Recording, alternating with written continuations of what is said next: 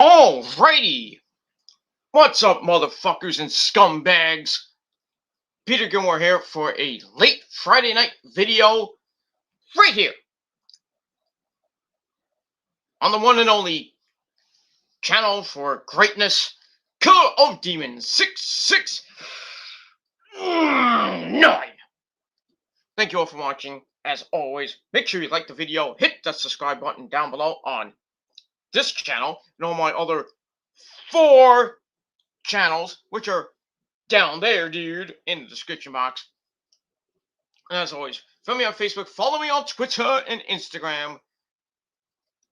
I share this video all over the internet, and don't forget to tap that goddamn bell and make sure to hit all my notifications so you never ever, oh baby, ever miss an upload.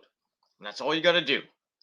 So subscribe to my channels and thank you for the free view. Asshole. Go to bed, jerky. And that's all I gotta say about that. So like the video, do whatever you want.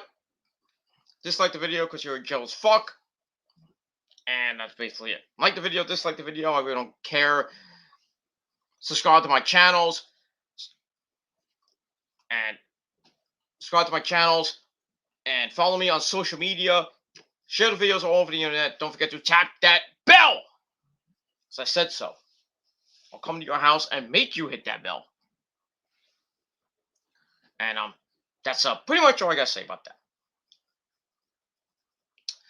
All right, ladies and gentlemen, on this pretty chilly, late, almost getting late, but late Friday night, November the 5th, 2021. If you're now watching from somewhere else, November the 6th, 2021, as we're starting the first weekend of November, getting very close to Thanksgiving night. As of this video, 19 days away from Thanksgiving, where we pig out and watch football, and then get ready for the holiday season. It's coming up pretty damn quick, you know, because right now, as of this video, it is now just a little bit under 6.5 weeks until your boy, your tribal king, that's me, until the tribal king's birthday. 6.5 weeks. Well, it was 7 weeks from yesterday, but now, as you're watching this video later, 6.5 weeks away till my birthday, to the tribal king. That's me. So we're counting down the days till basically my birthday. So as of right now, we are 48 days away from my birthday and Christmas Eve and Christmas. We're about 7 weeks away from Christmas. So I think you should get started with your Christmas shopping. And that's pretty much it. Thank you for the free view once again, motherfuckers, because you can't come in and do shit. Go to bed. And that's all I gotta say about that. So that's it. Get ready for the holiday season, ladies and gentlemen. It's gonna be an interesting season, and that's pretty much all I gotta say about that. All right, on this late, almost not too late, but it's 1:30 in the morning. But on this late Friday night on the Kill Demons channel, thank you for watching. I'm your great host, Peter Gilmore, your tribal king of Extreme, and your universal heavyweight champion of the world, and your Extreme champion of the world, and nobody can take that away from me. So go ahead and try, and that's that. So on this late Friday night, it is time for your late night Smackdown and AEW Rampage review for November the 5th, 2021.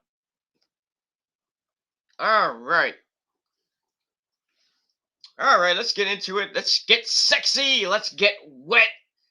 And hope you all have a great weekend coming up. And gonna be a little chilly here in the Northeast. Maybe tomorrow, and then starts getting warmer by Sunday and into Next week we're going to be hitting mid-60s, maybe close to 70. He's in the second week of November. We should really talk about 40, 50 degree weather, but I think by the time we get to Thanksgiving, it'll be like 30 to 40 degree weather, and then we all know what happens after that. The snow is going to be coming in December when the winter comes. And don't forget to turn back your clock late Saturday night at 2 a.m. Turn back your clock at 2 a.m. It will become 1 a.m. so you get an extra hour of sleep if you need it, which most of you probably do. Well, I do, but it is what it is. And that's it. I hope you have a great weekend, everybody, and do what you got to do. Got football on Sunday. Last night we had the Jets get destroyed by the Indianapolis Colts. Kind of made it interesting near the end of the game. It was like way too late. But Jets lose again. They fall to 2-6 on the season. And they got this Sunday off, and then next Sunday, November the 14th, they're at home against the Buffalo Bisons, the first place Buffalo Bisons, and they're going to get killed there too. They're going to get killed by Buffalo, so it is what it is. As far as the Giants go, they're at home against they play the Raiders at home right before the bye. So right now they're 2-6 right now because they lost on Monday night to the Kansas City Chiefs in heartbreaking fashion. Kind of feels like a Met game, but it is what it is. So we'll see what happens with the Giants at home against the Raiders if they go to 3-6 or they go to 2-7 right before the bye, with just about 8 games left for the Giants. So, and as far as the Niners go, big game in Santa Clara this Sunday at 4 o'clock against the Arizona Cardinals.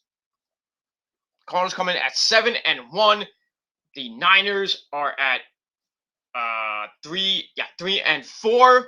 So this is a big, huge game for the Niners. They have to win this game somehow, get a division win, get back to 500, and then start hopefully making that run to a possible playoff spot. But the next 2 weeks, this Sunday and next Monday, hard as fuck games against the Arizona Cardinals and the Los Angeles Rams up your ass. But we'll see what happens with that. That Rams game's in LA on Monday night, next Monday night. So, then after that we got the Jaguars right before Thanksgiving. So we got a gimme game for that one, but you never know. You say gimme game, and then next thing you know, you lose. The Bengals against the Jets. You thought that was a gimme game? But I digress. And that's pretty much it. And once again, thank you for the free view. Keep seeing it go 1-0 because I know you fucktard trolls that have no fucking lives love to watch me at 3, 4 o'clock in the morning because you're basically jacking off to me. So, and your girlfriends are doing the same thing. That's why I get them wet. So, because you can't do it. But I digress.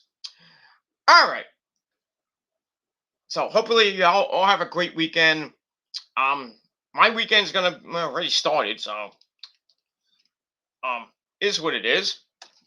Got the weekend off of work. Got paid today, so I'm happy. So gonna spend most of it tomorrow. It is what it is. So all my bills are paid. So I'm happy with that. Going out to gotta go to the doctor tomorrow. Well, not the doctor. I gotta go get a COVID test. Just to check on myself. Or anything. Not like Rosa's got COVID or anything like that. Oh, you. I know you trolls, want me to get all these diseases. Well, you can get, and you can get that too. But when you get it, it is what it is. Because I'm immortal, so I don't care. So, just want to get a quickie COVID test, a rapid test, be done in like 5 minutes, and then I actually want to have the want to get an extra blood test. So because there was some abnormalities on my blood test that the doctor saw, and I'm gonna to uh go to urgent care because I can't. I'm not gonna go all the way to the hospital, but I'm gonna get some blood work done. Kind of see what's going on with my blood.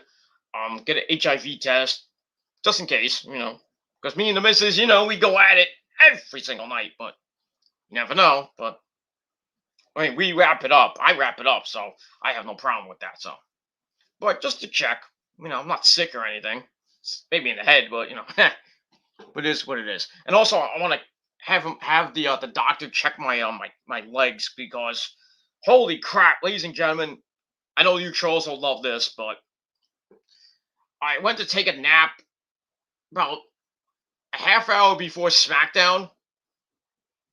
I was just gonna lay on the couch, close my eyes for a little bit, take a quickie 30-minute power nap, and that's what I did. I laid on the couch over here, not over there. Well, I'm gonna yell the couches.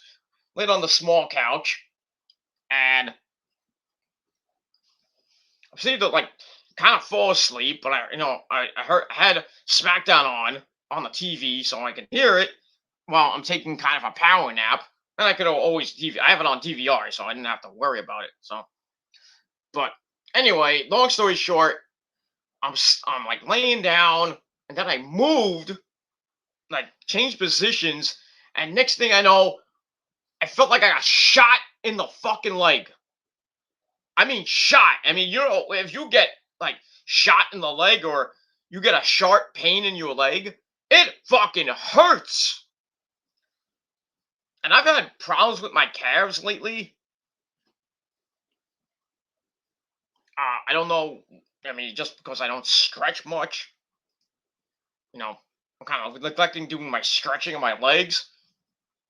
And sometimes when I'm, fucking, the good misses in the ass, your calves hurt most of the time, because you don't stretch. So you're just banging the crap out of your chick. And next thing you know, my leg, my leg, and you gotta stop back, you gotta stop,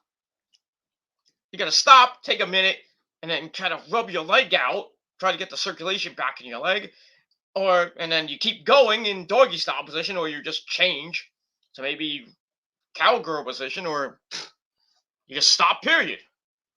But I don't need that problem, but it is what it is. But anyway, long story short, I woke up in serious fucking pain. I mean, serious. This pain I've never felt since I smashed my knee up when I was a teenager in hockey. Oh, this pain was horrible. Like somebody took a bat to my fucking leg and just smashed the living shit out of it. Holy fuck. I got up and it was so much excruciating pain that I'd never felt before. Well, in years. I don't. Well, before I'll finish the story as I have to do this. I mean, I have to do this. My tribal chief, Nick Infante, is here. What's up, Nick? How you doing? Yeah, I have to do it because it's in my contract. It's in Nick's contract too, so he will get mad. So there you go. Your paycheck is in the mail. But I digress. Anyway, going back to my quick story before we get to all the other good shit. Yeah, I woke up in tremendous pain. It felt like my leg was locked. I couldn't move. I felt like it was all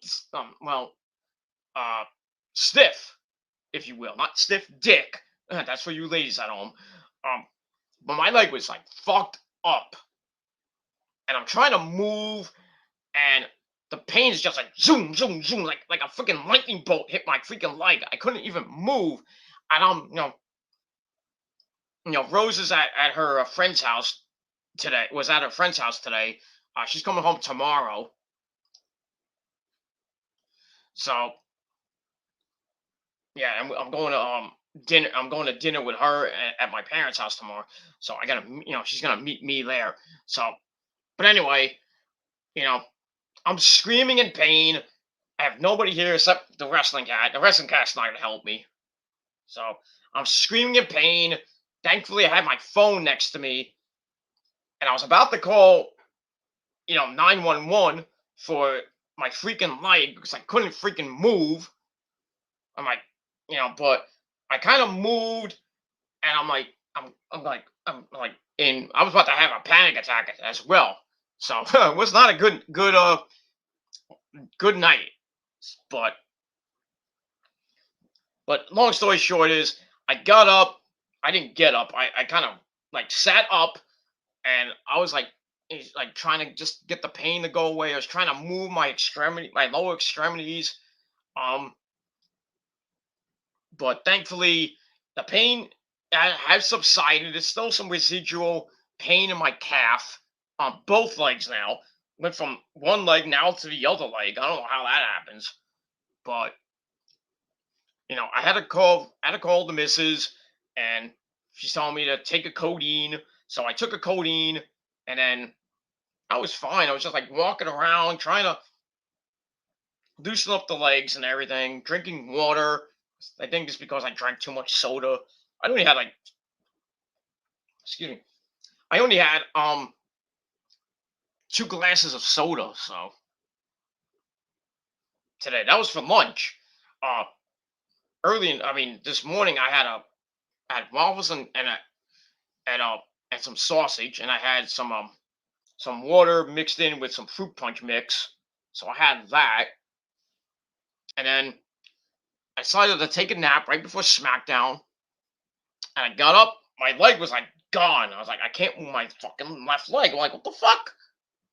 So I had to call the missus. I told her what happened. She's like, take the codeine, and then drink a ton of water. I mean, drink till you piss out your fucking, you know what I mean. Drink like a whole ton of water. So I did that. I had like 3 glasses of water,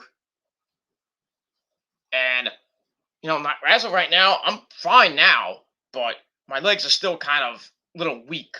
So I might I might take another ibuprofen or another codeine. And I know codeine's not good because those can get addictive, and I'm not gonna get addicted to fucking codeine. No, no. As much as you trolls want me to, but fuck you, man. So yeah, I'm gonna take another codeine before I go to bed. Put some, with some adhesive gel on my legs. See how I feel in the morning. I still have some pain in the morning. Um, I'm gonna get up, do some stretching, and then I might when I go to the urgent care center to get my COVID test and my HIV test. I'm gonna have the doctor kind of look at my legs and see, what's going on with my leg. So, nothing serious. Nothing serious. I'm not going to die. Was I will never die because I'm immortal. So it is what it is. Just have to maybe cut my sugar intake a little down a little bit. I'm not. I mean, I'm kind of pre-diabetic. I'm not I don't have diabetes. I'm kind of pre-diabetic. So it is. I mean, it is what it is. So I'm gonna get checked out tomorrow. But I mean, you could send your thoughts and prayers to me in the chat right now, or in the comments down in the comments after the video's up, or you can hit me up via you can hit me up via Facebook Messenger, or hit me up with a tweet or a DM on Twitter, or hit me up on Instagram, and that's pretty much it. But I'm fine. So you trolls that think it's like, oh, you got bipolar, you got dementia. No, I was like, oh no. Now you're gonna think I got diabetes. No, I got no diabetes. I mean, it runs in my family, but I don't got it yet. But it is what it is. Rosa kind of has it, but she's old. But whatever. But I digress. I love her too. Yeah. So the missus will be back tomorrow night, and then we'll see what happens with that. Might do another stream on Sunday. Probably after football, probably after the Niners game. So probably Sunday night, I may or may not do just a just a regular shoot the shit stream on the TDC Reborn channel. But I don't know yet. I gotta see, because I might be going to I have to go to bed early, so because I gotta work. I got a big day Monday. I gotta work. Then I gotta do some help. I gotta help one of my neighbors out getting a little bit extra money for myself, so I can put in the bank, because I got bills coming up, in like 3 weeks. So doesn't end, these bills. They don't end. So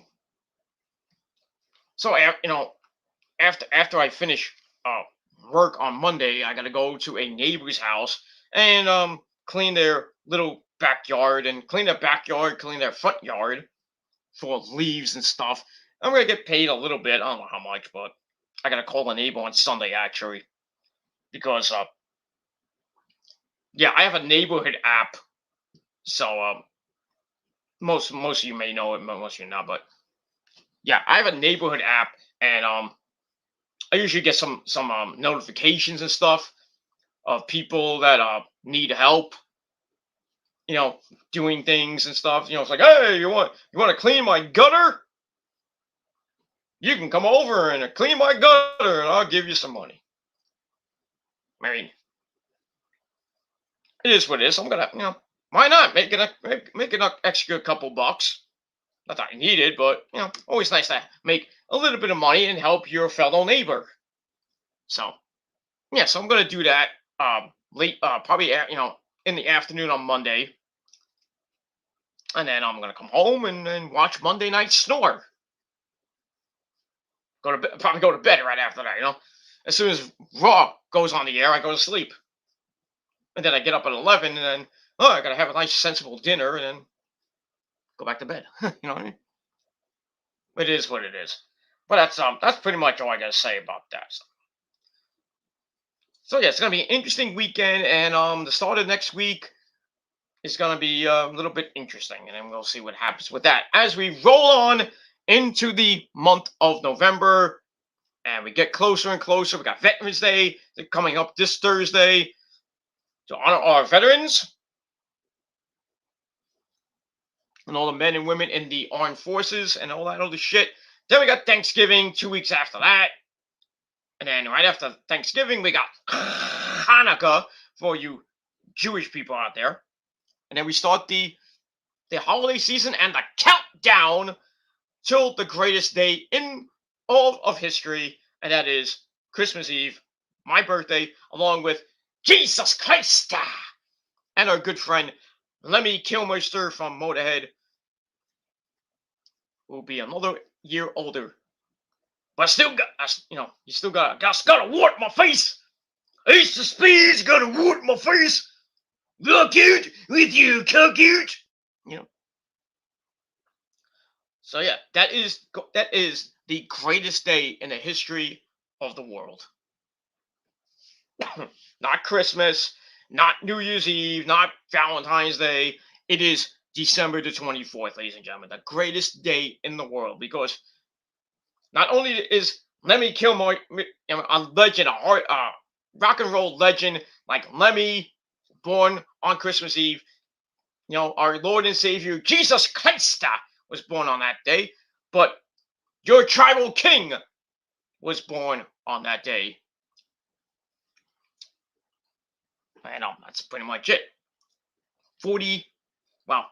I'll say it. I don't give a shit. 45 years ago, coming up in 6.5 weeks. So, yeah, I'll be in my mid-40s, ladies and gentlemen. Mid-40s, 45. I don't feel it either. I'm kind of feeling it now. All this pain I'm getting. Oh, shit. You know what happens? You get your mid-40s. You know what's next? 50. And then what happens at 50, ladies and gentlemen? Down the hole you go. I mean, Rose is kind of around there, so that's all I gotta say about that. Our sponsor for this fine episode of your Smackdown Rampage review is brought to you by the good friends at Arizona iced tea. Well, this is green tea. So not I had the original Arizona, the lemon tea, but Rosa, I got this for Rosa, and she likes this kind. Well, she likes all the kinds of Arizona. So, but this is green tea with ginseng and honey. So it is what it is. It's not gonna make you bang the chicks or anything and make them go, oh shit. But this will keep you awake for a little bit. You know what I mean? But it's good to have some green tea. This doesn't have that much sugar in it. I don't think. No, I'm not gonna look at this, but not low in calories too. It's about like 100 calories per serving. So it's a big can, so it's gonna take me a while to finish this. So to Nick and everybody else, salute. What you drinking tonight on a late Friday night? But it is what it is. All right, enough about that. Let's get into the meat and potatoes of this episode, and that's pretty much it. But first, we have Nick in the chat as always. Nick says, "I was going to go to bed, but I see you were live." Well, yeah, I messaged you, and but if you want to go to bed, you can go to bed. At least you made your paycheck. But you want to stay on until I finish. We'll probably be. Well, I'm not gonna go. I'll hopefully not go too long. I know it's. I don't want you to stay up to like 3, 4 o'clock in the morning there, Nick. 'Cause you probably have stuff to do tomorrow. I don't know what you're doing this weekend, but it is what it is. I did see you on J-Man's stream. He brought back Chilling with Jordy, so that was cool. Then I think I saw you in my good buddy Caldo's Cabral's chat. That's that's cool. That's cool. You're on like 15 chats, so I don't know how you do that, but you probably got like 600 feet. Like 5 different tabs, and I don't know how your bandwidth goes with that. And you can go on 5 different freaking streams and be in 5 streams at the same time. But you're a lucky man, man, Nick. You're a lucky man. That's it. But this what it. All right. All right. Nick's gonna go. Sadly, so it's okay. I'll man the fort. I'll man the fort, but you get your paycheck. That's all. I get a bigger one though. So it is what it is. I apologize, Nick. I went on too late because, well, one, like I said, I mentioned my story with my legs and everything, and then I was kind of watching. Well, I was talking to the missus earlier as well, talking to my mama, and then I watched the rest of Smackdown. Then I watched Impact. I watched Rampage, and then I was gonna eat, and then after I ate, I was gonna do this video probably like an hour ago, but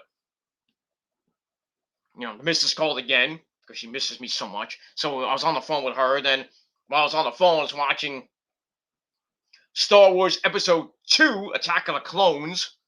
Not that I really wanted to watch it because I've seen all of them. Not and that one's not even a good movie though, but it is what it is. The first one is good. The Phantom Menace is good. Attack of the Clones kind of sucks. And then the third one really, the ending is good when Anakin Skywalker becomes Darth Vader. Yeah, and that's pretty much it. I don't know why I think it's on TNT. They have Attack of the Clones now. Then they have Revenge of the Sith, which is coming up next, I believe. And then they're going back to freaking the first one. So I think they're doing a Star Wars marathon. But it is what it is. I mean, Halloween's over, so all the Halloween movies we're not gonna see anymore. So until next Halloween. And that's pretty much it. Now I'm watching Guy Fieri. So with the sound off, of course, because I'm doing the video. You don't want to hear Guy Fieri talk about, salt and cumin and building a taco or something like that. But it is what it is. Make you hungry, but it is. All right, so Nick, I'll probably talk to you another time. You can always hit me up on Discord or on Instagram. Cause well, I know you don't have Facebook, and I'm still in Facebook jail for another 3.5 days. So I'm done for the weekend with Facebook for now. But I'll be back early Tuesday afternoon. I'll be back on Facebook. I'll be out of Zuckerberg jail. So then I get to tell Zuckerberg off that day.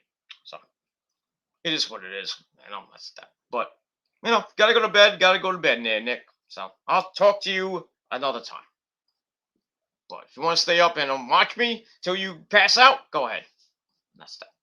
All right, ladies and gentlemen. I talked for basically 31 minutes, and I didn't really say anything. So it is what it is. So if you think it sucks, then get your fuck off, motherfuckers. Go to bed and go suck my dick while you're doing that. So it is what it is. All right, so here's your Smackdown and Rampage review for November the 5th, 2021. And as always, since it's a 1-hour show, we're going to go to the quicker of the show, the easiest part. And here's your AEW Rampage review for November the 5th, 2021. And we are live!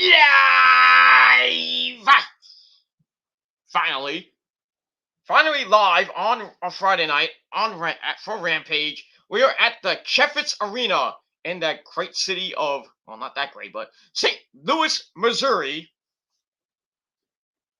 And next week we'll be Rampage will be in the Target Center in Minneapolis, Minnesota. The go home show before Full Gear the next night, November the 13th. So we got that. And as always, our commentary team for this evening, well, back to a 3-man booth. We had good friends Excalibur, Taz,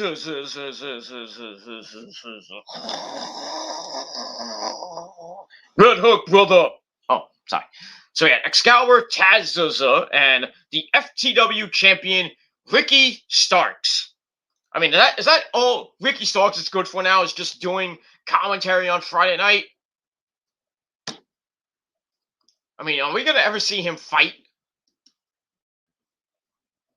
What did he do with Ricky Starks?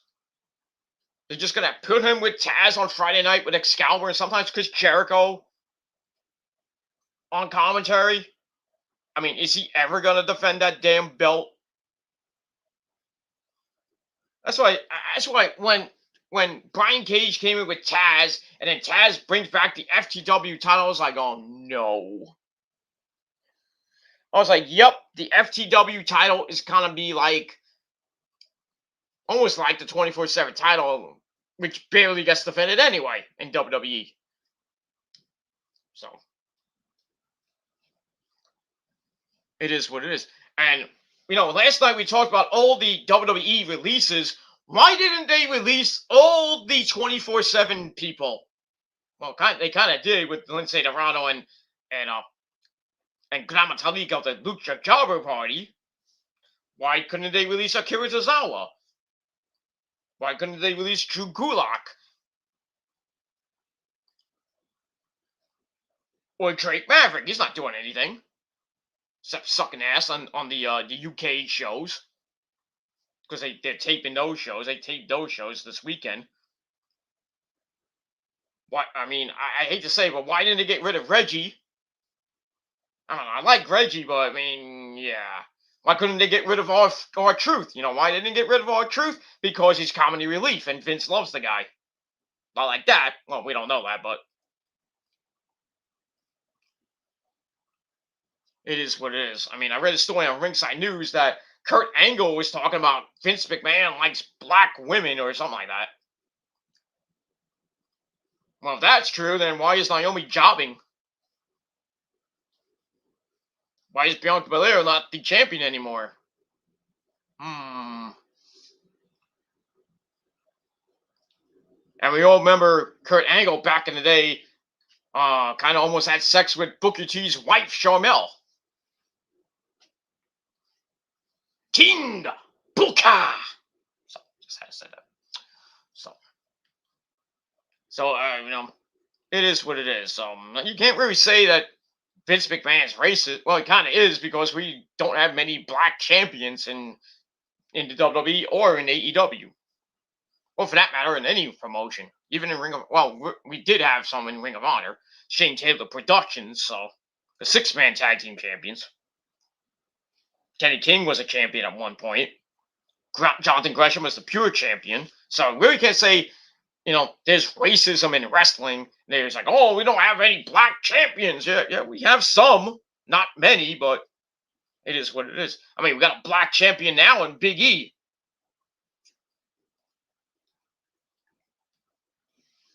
And that's it. We got a Black King, a Xavier Woods, a Knight in Kofi Kingston.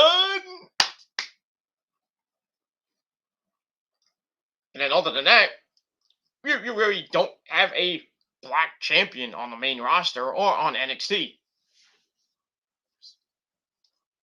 So, I mean, there is some racism in professional wrestling, the sport of professional wrestling, but still, not many black champions. Even on AEW, there's no black champions. I mean, there will be probably someday, but and not even in Japan. With Japan, they don't have black people in Japan, but it is what it is. So nothing bad about that. Just saying, I'm not being racist to Japan or anything because I love Japan. Everybody knows I love Japan. Japan, #1, Ichiban, forever. That's pretty much all I gotta say about that. And we'll move on. Alright. So anyway, we got Ricky Starks, Taz, and Excalibur on the commentary team from the Chaffetz Arena in St. Louis, Missouri, as we're 1 week away from Full Gear, and was a pretty damn good show. We had a face-to-face in the ring. I thought it was supposed to be with JR, but JR wasn't there. I guess they took him out for obvious reasons. We had a face-to-face between CM Punk and Eddie Kingston. And we had, in the main event, Adam Cole, baby, against Johnny Hungy, John Silver of the Dark Order. And that's it. We also had Allie the Bunny taking on Red Velvet from Your Mama's Kitchen in the final first round match of the TBS Women's Title Tournament. And that's it. But first, we open up with the Pyro. We're live in St. Louis, Missouri, with our first match of the night. An interesting match. We had our good buddy, Bryan Danielson, the American Dragon. Bryan Danielson, the man who will face Miro in the finals of the World Title Tournament at Full Gear. But he has I guess you can call it a warm-up match. Bryan Danielson takes on Anthony Bowens of the Acclaimed with his good buddy Max Caster, who, oh boy, he really laid into Daniel Bryan, if you know what I mean. Not like that, but you know what I mean. So, Bryan comes out first, and then the Acclaim come out. Max Caster is wrapping up a storm. Raps about how Danielson loves cucumbers, how he's a vegetarian. Starts making fun of Bree and his wife Bree's reality show that's not coming back. Thank the Lord. Thank the Lord. We're not gonna see Total Bellas anymore. Unless I call it Total Sluts. So we got that. We're not gonna see them anymore. He mentions that he has skinny legs. Then the final nail in the coffin for Bryan Danielson. Caster says something about poverty, and he says something like something about poverty, and he kills wrestlers' careers like Johnny Ace or something like that. So like he mentioned Johnny Ace, John Laurinaitis, the man who is responsible for all the releases lately. Funk Man. But it is what it is. So that's kind of cool. I kind of laughed at it, but because Max Caster's kind of funny guy. But it is what it is. Anyway, so they get to the match, and the match begins, and then we're hearing Excalibur, mentioning Full Gear. Why not? Because you have to do that for the entire show. Because we're 1 week away now. But he's talking about it. He's like, he said the actual date. He said it once, and then he's like, oh, don't forget, Full Gear coming away. 1 week from tonight. 1 week from tonight, November the 30th. I'm like, you idiot! And then Taz has like, you've got the date wrong there, sir. So that's gonna be on Botchamania. So Taz had to remind him that was November the 13th. Now I'm botching. That was kind of weird. What the fuck is wrong with you, Excalibur? I mean, I know you're getting ready for the next PWG show, and you're gonna be screaming up a storm if who might be coming over. The guy that's limitless. You know who he is. We all know who he is. Like that guy that used to be called the Bearcat. He's coming back to PWG, ladies and gentlemen. Even if he has a 90-day non-compete clause, he can still go to PWG. Just appear in there. He doesn't have to do anything.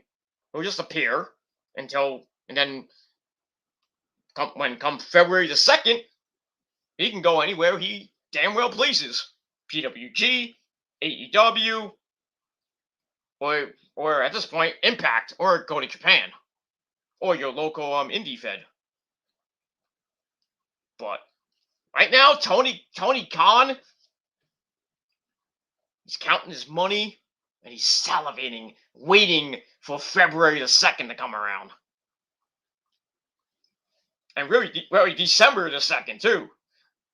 He's salivating. He's like, I know I got 197 wrestlers on my roster. Why not bump that up to about 250? I got the money. Because there's going to be a lot of people that have been released already, and they're 30-day, but they're showing NXT, like Ember Moon, and whoever else was in NXT.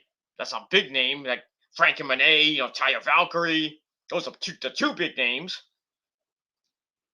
They got 30-day non-compete clauses, and around the December 2nd to December 4th, their non-compete, it runs out, and we can see them in Impact, Japan, maybe on Final Battle for just like the show. I don't know why you would go to Ring of Honor if Ring of Honor is going to be on hiatus for 3 months. Unless you're going to sign a contract just for the show, just to show up, and maybe for the TV tapings at the night after,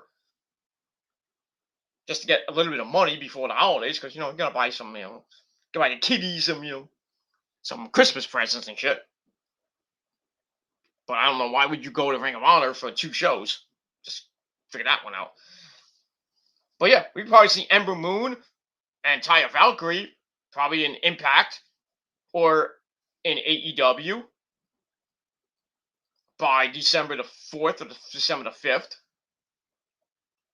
Well, actually, will we be December the 3rd? So that's when their contract ends. They could be appearing on Rampage or Elevation or Dark or on Dynamite that week. The first week of December, we could see Ember Moon and Taya Valkyrie debut. We could also see Johnny Gargano, because his contract officially ends unless he resigns. But he doesn't have a 90-day clause. It actually ends on December the 3rd. Which I believe is let's see if that's on Wednesday. I think it is.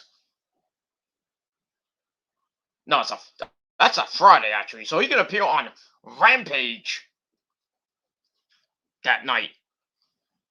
And then at the end of the year, probably starting January, we can see Kyle O'Reilly debut and go back to Japan, or he can go to AEW, and well, the Undisputed Era will be kind of back. Let's be Adam Cole, baby, Bobby Fish, Kyle will go there. They can do something with that, or just have Red Dragon come back as a tag team. Bobby Fish and Kyle O'Reilly going after the tag team titles. And it's maybe join up with Adam Cole when the Elite kind of break up. It's gonna be Adam Cole's Elite, and then Kenny's gonna probably go bye-bye after he loses the Page. After he loses the title at Full Gear, I don't know what's gonna happen with Kenny. Eventually, the Elite are gonna break up. Kevin Steen's gonna come to AEW in February for Revolution. Probably reform Mount Rushmore, but a bigger version of Mount Rushmore, because you have Adam Cole, the Bucks, and Kevin Steen, and then whoever's left of the Elite, which we don't really know what's happening with Gallows and Anderson. We haven't seen them in a while. I think we haven't seen them since Bound for Glory, I think. So I don't know what's happening with them. Kenny will probably go away for a while, come back as a face, and just go run amok and have like an epic 2022 run that a lot of people are saying might be his last run. He can go back to Japan, kick Okada's ass again, kick Shingo's ass again. I just be a monster back in Japan again. Maybe bring Don Callis with you. And as far as Michael Nakazawa and Brandon Cutler, well, they can go fuck themselves. That's all I gotta say about that. But yeah, there will be a change of the guard in 2022 for the Super Click, the Elite, whatever you're gonna call them when they officially break up, which will probably be at Revolution. They'll break up, and then Steen will show up on that show, and then it's like, we're the Mount Rushmore's back, baby! And they just run amok for the entire 2022. Who can stop them? Who knows? Punk, Bryan Danielson, Cody. Who knows? Who knows? But I can tell you, Revolution might be a pay-per-view to watch in 2022 for AEW. Besides the Battle of the Belts Super Show or the Dynamite Rampage for the entire month of January and part of February. So after Kevin Steen comes in, maybe Bray Wyatt and Braun Strowman, then you look towards Double or Nothing 4. And what happens? Who's going to have the belt by then? Is it going to be Adam Page? Is it going to be Adam Cole? Is it going to be CM Punk? Bryan Danielson? Or somebody else? But it's going to be I think it's going to be an interesting year for AEW and their little factions and the women's division, the tag team division, the TNT title, the TBS title. They might be bringing in trios titles. Who knows? That's pretty much all I gotta say about that. They could bring in Keith Lee. They could bring in Killer Cross, Scarlett Bordeaux. Hopefully they won't bring in Nia Jax. Eva Marie can probably just stay at home and probably just show off her fake plastic titties on OnlyFans and probably get nobody to watch. I don't know. But that's all I gotta say about that. So anyway, after that, we actually get to the wrestling. Let's get to the wrestling part. Danielson goes for the arm to start. Bowens runs him over with a shoulder. There's some kicks to the face where he doesn't do anything to Danielson, just makes him mad. Who comes back with those yes kicks to the chest, the yes kicks. Then they go to the floor. Bryan is sent into the barricade. And then Max Caster gets in a shot right behind Aubrey Edwards' back. And we go to break. We come back. Danielson starts kicking away. And then the running drop kick in the corner. Goes for the second one. He misses. And a twisting DDT out of the corner by Mr. Anthony Bowen gets a near fall. But Bryan comes right back up and starts kicking Caster. He kicks Caster off the apron. Sets up that suicide dive. Takes both of them now. And I still don't know why he does that. If you got a broken freaking neck and concussions back in the day. Brie Bell is still fucking pissed about that. But I digress. They go back in. Bryan hits a missile drop kick to Bowen. Then he sets up the arm trap and starts stomping on Bowen's head like a bunch of freaking fucking times. And then he locks in the bell lock. And that's it. Bowen taps out like a drunk man at a little over 9 minutes. So not the greatest Bryan match. We haven't seen this kind of match from Bryan in a while. He's basically been putting on 4 to almost 5-star classics last few weeks. But a little bit of a cool down for Bryan, just a setup to his little thing with Miro next week. And we'll see what happens with all that. All right, so I gave the match 3 out of 5 stars, and that's that. So we'll see what happens with Bryan on Dynamite this Wednesday with our good buddy Miro slash CK Petty Pussy. Yeah. And that's pretty much it. But we'll see what happens on Wednesday, and then Bryan's winning the tournament. So pretty much automatic. He's gonna win, and either face Kenny or he's gonna face Adam Page for that belt, and we'll see what happens with that. And we move on from there.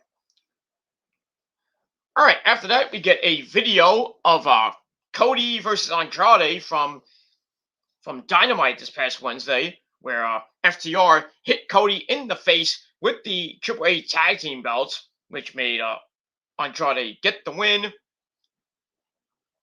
And blah, blah, blah, blah, blah, blah, blah, blah. So then we see him in the back, I believe was with Tony Baloney. And then we see Andrade, his little buddy Jose. We see FTR with them, and our good buddy MJF, Maxwell Jacob Fartknocker. So he's talking to Andrade, and Andrade's like, he's like, thank you very much. Kind of talking in Spanish, MJF does. So MJF's like, you get to use them for 2 weeks, but, I want some dinero. How do you say dinero? So Andrade's like, Andrade, give me money. So Jose pulls out like a little envelope of money, and then MJF's like, Mas, means more. So Jose pulls out a second envelope of money, and then he's like, what is this? How do you say dinero? It's like, we're going to Taco Bell. Oh, I don't know what he said, but he's like, we're going to go party. So basically, MJF is offering his services of FTR to Andrade, and in return, he's getting a lot of money. Blah, blah, blah. All right, so MJF leaves to probably count his dinero, his pesos, or whatever Andrade gives him. So we're left with FTR. They're happy with winning the AEW tag team belts at Full Gear against Pentagon, Zero, Miedo, and Rey Fenix. But as for excuse me, can't talk. But as for this coming week, this Wednesday, Dax Harwood says, well, we beat those guys, the Lucha Brothers up. Where's Pac? Where's the British guy? Where's the guy from Britain? So Dax Harwood basically calls out Pac and for a match on Dynamite, which is now official. They're gonna have a match on Dynamite this Wednesday night. Should be a pretty good match. They say top guys out, and that's it. So I gave that 2.5 out of 5 stars. So Wednesday night, Pac versus Dax Harwood. Yeah, it should be some good shit. That's not good shit. And that's that. And we'll move on. All right, then we go to the segment of the night, or the best fucking part of the night, the face-to-face with a good buddy, CM Punk, and another good buddy of ours, Eddie Kingston. And they've been going, back and forth. Eddie wasn't at Dynamite this past Wednesday, and Punk comes out, cuts a promo saying, "I'll see you at St. Louis on Friday." So anyway, Punk comes out and says it's nice to be back in St. Louis. So then he calls out Eddie Kingston. His music hits. He doesn't come out. So Punk's like, "Oh, I think we need to do that again." So it's like, I don't want to be rude, but it looks like Eddie, Eddie got a little bit of the limber tail. And he's like, "Well, you interrupted me, and I hate getting interrupted and be rude." So Eddie comes out, and he's like walking right to the ring. He's got a purpose. Like, damn, you got to take a shit? Come on. So he gets in the ring. He's like, okay, Phil, you want an apology? I don't say Phil, but it's like, you want an apology? You really want an apology? So Punk says Eddie interrupted him last week, and that's a little bit of condescending. So Eddie's like, oh, the great CM Punk. He said, and he talks about not being at Dynamite because he was getting checked for COVID, not once but twice. So he wanted to get everyone sick. And he talks about his friend Monkey and his kids. I'm like, what the fuck are you talking about, Monkey and his kids? Then I was thinking about, I was like, I guess you're friends with Monkey from Korn. And I didn't even know he had kids, but okay. Anyway, then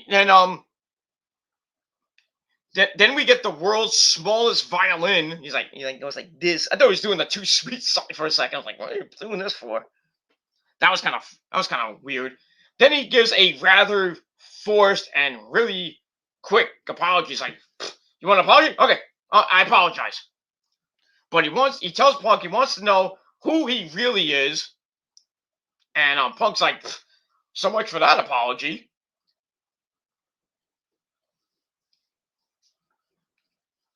So Eddie mocks Punk some more.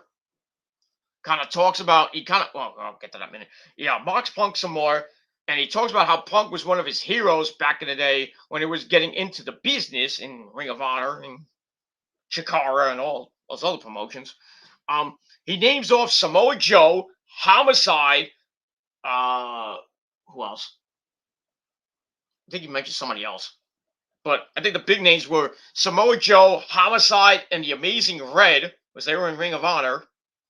And so was Punk, and so was Eddie Kingston back in 2006, who inspired him before. Then he talks about how Punk is a narcissistic son of a bitch. So he goes on a big rant about how Punk disrespected him for being fat. The son of a bitch is fucking fat. Because he is fat. I mean, look at him. He's fat. So he goes on a rant about Punk disrespecting him for being fat and not playing the right backstage politics. So Punk thinks Eddie is kind of loopy, and I'm like, you got too much baggage on you. And says the reality is a lot of people judged you for falling short of that mark. And he's like, it's not my fault for Bryan Danielson beating you this past Wednesday. It's not my fault for expecting greatness for someone who is a bum. Well, if you live in the Bronx and you root for the Yankees, you're a bum. So I get that one. So that kind of gets to Eddie. He's like, who you calling a bum? He's like, would a bum headline Full Gear and make it? And he's like, oh, this is a shot. Oh, I mean, shoot. To the only professional wrestling company in the world today, meaning AEW, kind of taking another shot at WWE, which is what it is. Then he's like, the whole locker room doesn't even want you here. And I only have the balls to say that. So then he challenges Punk to a match at Full Gear. So Punk's like, Full Gear? Full Gear's here. You're like here on Darko Elevation. I was like, ooh, that was savage. That was savage. You know, it's like the bar's kind of right here for you. Dark and Elevation. I'd rather fight you there or on Rampage, but Full Gear, you're not on that level yet.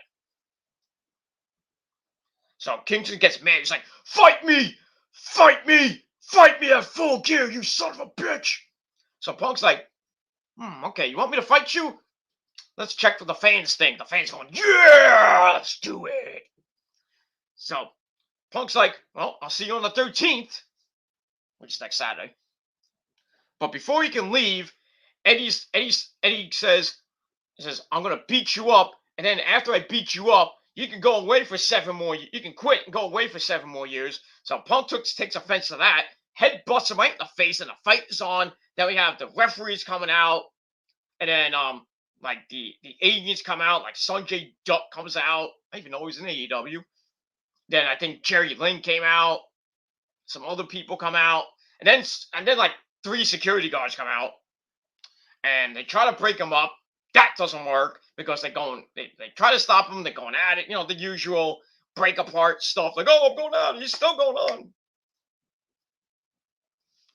But this was awesome. This was an awesome freaking face-to-face shoot, whatever you want to call it, between these 2 guys. And the match, I think, at Full Gear is going to be pretty damn good. At least Punk acknowledged how great Eddie is in his shortcomings. And Eddie's like, I'm going to get my revenge of 15 years ago. Blah, blah, blah, blah, blah, blah, blah, blah, blah, blah. But still, awesome shit. Awesome fucking shit, man. I loved it. 4 out of 5 stars. This was great. I can't wait to hear the promos that Punk and MJF do. Holy shit, that would be fucking epic. 2 guys who can just shoot on the mic. They don't even need a fucking script. Oh, it's going to be Phil Brooks versus Maxwell Friedman. I would love that. I would love for Punk to make, really go off on MJF. It says, yo, you might be the biggest pillar in AEW, but you got a micro dick from what, the lady's been saying about you. And then MJF goes all pissed and stuff like that. It says, yeah, I might have a micro dick, but at least, I don't have a wife at home who reads comics. Something like that. He kind of like messes with AJ a little bit, and that really pisses off Punk. I thought Eddie Kingston was going to say something bad about AJ tonight. I was like, come on, you want to say something about AJ. Come on, say it. Say it! That didn't happen. But maybe if we get Punk and MJF, something's going to happen with like MJF just, because he's a monster fucking prick. And he goes below the belt a lot. Especially with Darby Allin with his feud now. Bringing up, his father dying in a car crash. And all the other stuff. MJF could go really below the belt. I mean, really hit Punk hard. And just start mentioning his WWE shit. He can mention AJ up the wazoo. Oh, I can't wait for that. And we might get it either by the end of this year or by into next year. Oh, I can't wait for that. It's going to be fucking epic. Fucking epic! This is why AEW is the greatest company in the world right now. Next to New Japan. Right now, WWE is, well, I think WWE is starting to rebrand. That's why they got rid of a lot of people in NXT. Like Adam Cole's gone. Bobby Fish left. Soon Kyle O'Reilly's gonna leave. Gargano's gonna leave. Maybe Ciampa. I don't know what they're doing with Joe. Killer Cross is gone. And Scarlett. Taya Valkyrie, Ember Moon. They're all gone. And they want to hire, females to be in NXT that are about 20, I would say 18 to 25. Yeah, that's your future there, NXT. That's just great. And I think the guys are going to be around the same age. So, I mean, who's going to be the future star of NXT 2.0? Really, who's going to be the star when Ciampa maybe goes to the main roster or leaves? It's going to be Braun Breaker, maybe. Von Wagner, maybe. Dexter Loomis, I don't know about that. Carmelo Hayes, maybe. And then in your tag team division, who's going to be the faces of the tag team divisions? Imperium? Maybe. And then the women's tag team champions probably be, I don't know. Either Toxic Avenger, Toxic Attraction, or they should just make up a tag team. Like Casey, they should really give it to Casey Catanzaro and Kaden Carter. And then, for the men's and women's titles, well, Io is going to the main roster pretty soon because she's going to start her feud with Mandy over the title. She's not going to win the title, I don't think. I mean, she's going to win the title for the second time and then hold it for like a month or two and lose it to who? Zoe Stark when she comes back from her knee injury? Probably not. So, I just think Io's just finishing up her NXT run. She's going to face Mandy maybe at War Games or on an episode of NXT 2.0. Lose and then go right to the main roster. Go to Raw. I don't know. That probably ruin her debut like they always do. They ruin everybody's debut. Except for Bianca's, really. They'll probably ruin Io. They'll probably put her in catering and then just wait for Asuka wait for Asuka to come back. Whenever she does come back, because she's hiding in my bedroom. So, I mean, Io's still got Io's got a slot right in bed with Asuka and Kyrie, of course. And then when WWE Creative actually begins to be creative about being creative, they can bring Asuka back. Put them in a tag team. I don't know what we can call them. You can't really call them the Kabuki Warriors. Well, you have the Empress of Tomorrow and the what is Io? I forgot what Io is.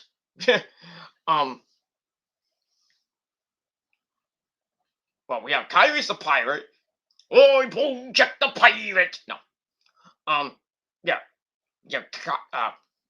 Kyrie's the Pirate. Yeah, and Io was the pirate too. There were Sky Pirates, so we can do something. We can make the Kabuki Pirate. I don't know. Make Io and Asuka women's tag team champions. Let them hold it for like 3 years because there's no other tag teams that can beat them right now. That would beat them. And then you can give them singles runs and then let them go back and forth with the Raw Women's Championship. Or put Io on Smackdown and have her beat the crap out of Charlotte, beat the crap out of Sasha Banks, and then maybe Bayley if she comes back. But we'll see. I don't know. I just have a feeling. I really have a bad feeling when Io goes to she's going to the Raw roster. I just have a bad feeling of something's bad's gonna happen with that. And we talk about the releases, and from what I read on Ringside News today, NXT, and you sign with NXT, you're gonna be there for 6 months, and then if you're not good enough, gone. You're out of here. So every 6 months, there's gonna be releases in NXT. No main roster unless you are good. But if you're not improving, you're out of here. And I think that sucks. But it's in a way it sucks. And in a way it's kind of saves a little bit of money. very, I don't know how much money you NXT people get, but it's kind of, you save money instead of having them re-sign a contract, and then, they re-sign, like the whole BFAM situation. Like, she goes to the main roster, signs a contract, and then the next day she's gone. Why? Why? Why did you get rid of BFAB?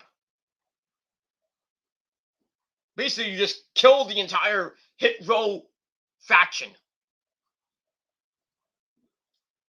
And now, when Hit Row comes out, you don't hear BFAB's great voice going, Hit Row. You have to hear Pat McAfee sing it. Not that there's anything wrong with Pat McAfee singing, but it is what it is. Stupidity, stupidity, stupidity with this fucking company. But that's that. And we move on. All right, so that, like I said, going back to Punk and Eddie Kingston, fucking awesome fucking segment. 4 out of 5 stars. Loved it. Loved it. I can't wait for the match. And that's it. Speaking of epic, got my good buddy Carlos Cabral. What's up, my friend? The man from the Boogie Down Bronx. He says AEW Rampage was fire! Fire! It was a great show. Way better than Smackdown tonight. Way better.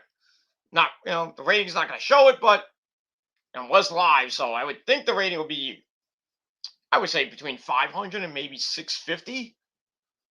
Smackdown will probably do around 2 million. I'll be shocked if it goes under 2 million. I mean, there was nothing going head-to-head with it.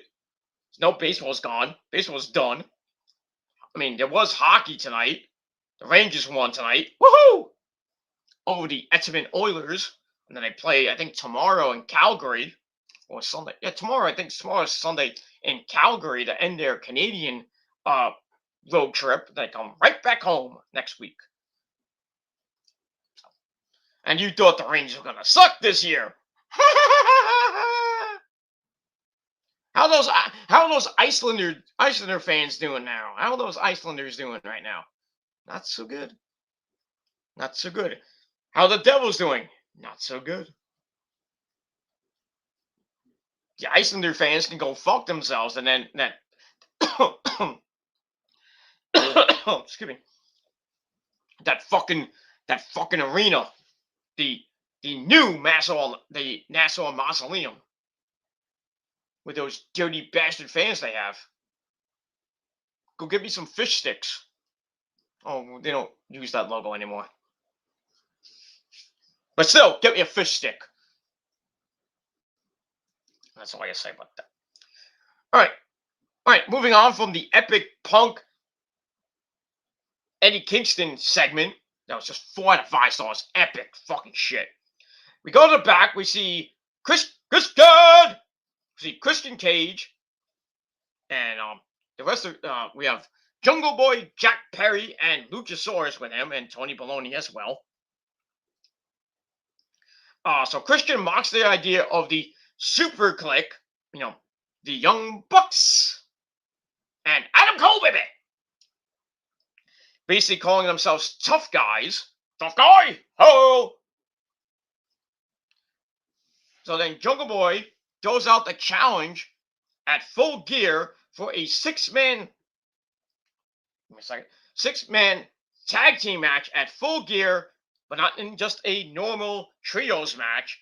It's going to be a Falls Count Anywhere match.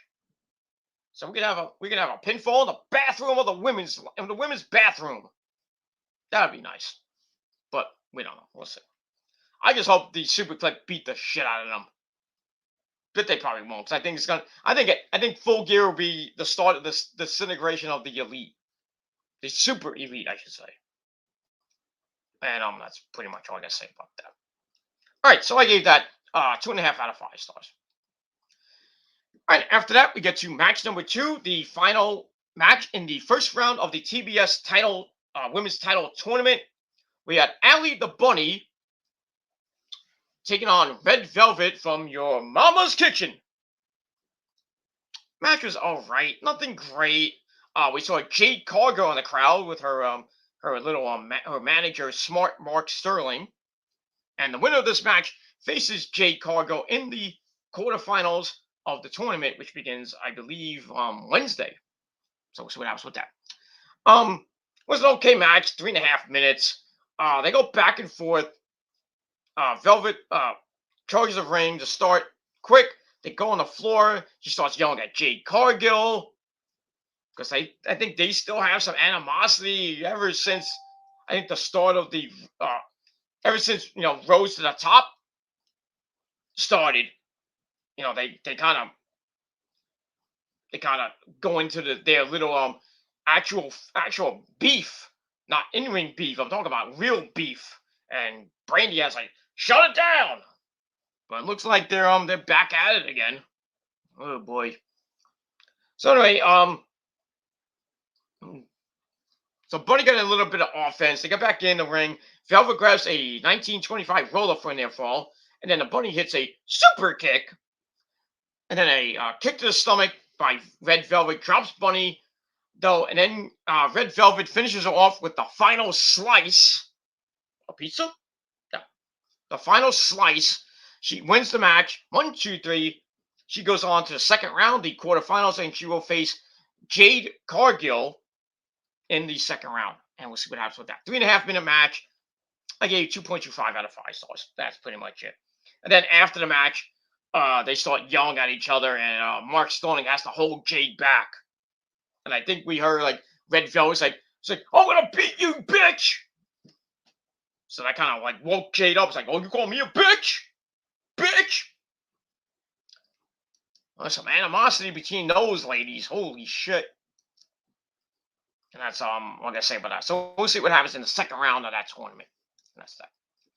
All right, then we go to the main event. But before we get to the main event, as always, we have our pre-main event face-to-face interview with our good buddy Bismarck Henry. So we have John Silver and Alex Reynolds on one side of the screen, and Adam Cole, baby, and the Young Bucks on the other side. So Mark Henry starts explaining the whole budge thing that John Silver's been doing on BTE the last 2 weeks or so. And then they bring up his Silver's interview on Dynamite where he talks about budge. But Adam Cole is like, I don't want to hear this shit. I'm tired of it. I'm gonna kick your ass. So John Silver's like, oh, does Bud gotta need a boo-boo on Wednesday? So Adam Cole's like, not the first time. So it's like, yeah, I might be a little bit banged up, but that's what I do. And he talks about getting thrown off the top of a steel cage, kind of bringing up a little bit of the NXT War Games match with him and Ciampa. When Ciampa hit the ARA, crashed to a table off the top of the cage. Oh, good Lord. I take a sip of my drink here. I'm about to lose my voice. I needed that. All right, so basically he's like, I've had worse. I'm gonna kick your ass anyway. And then that's it. Then we hear Mark Henry's like, that's it. The time for talk is over. It's time for the main event.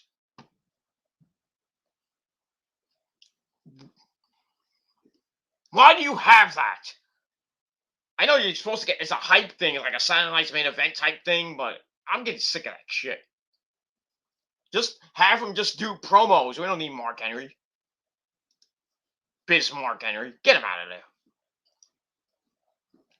All right, after that, we get the Full Gear rundown of all the matches that are now announced for Full Gear, including Jurassic Express and Christian Cage taking on the Super Click in a Falls Count Anywhere match. So I think there's like 10 matches on the card. Good Lord. Plus probably the buy-in. Oops. Oh, no. Something dropped. Sorry about that. So anyway, then we get to the main event. Johnny Hungy against Adam Cole, baby. We had the Dark Order come out. Well, the entire Dark Order. Anna Jay, Colt Cabana, the man who sucks dick, Evil Uno, Alan 5 Angels, and Preston, basically the entire Dark Order. They come out, yeah, with the Dark Order. And then Adam Cole, baby, comes out with the Young Bucks. No Brandon Cutler, thank God. No Nakazawa, thank God. Kenny probably back in his hotel room banging a chick or banging a guy, who knows. I heard cat. Oh, there you are. Yeah. What are you doing? What's the matter? Go lay down. Go. Yeah, go do that.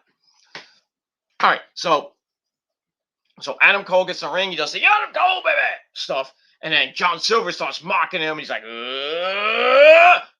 budge! And then Adam Cole's like, fuck you! Hits a super kick right to his face.